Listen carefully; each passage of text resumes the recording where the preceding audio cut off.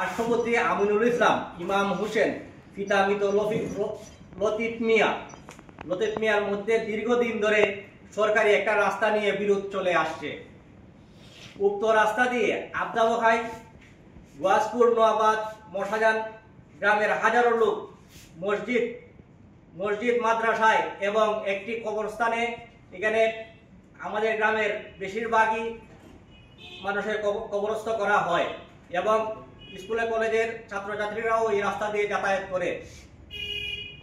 আরো একটি জিনিস, বিশাল এই রাস্তা দিয়ে 3-4টি গ্রামের মানুষ গন্ধের মধ্যে হাওর বলে, গ্রামের ভাষায় হাওর বলে, হাওর অঞ্চলে যে ধান চাষ করে আসছে। উক্ত রাস্তা দিয়ে আবদাবখাই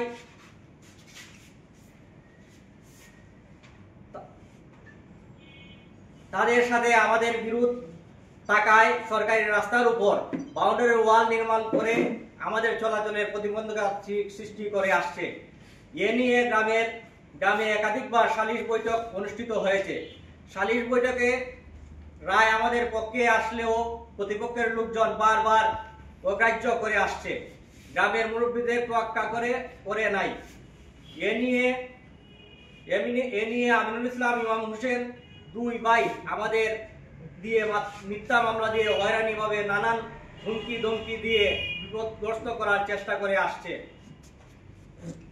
কলম সৈনিক গণমাধ্যম ভাইয়েরা, আমার ছোট ভাই মামুন আহমেদ লস্করপুর ইউনিয়নের 1 নং ওয়ার্ডের সাবেক বিএনপি কোষাধ্যক্ষ ছিলেন।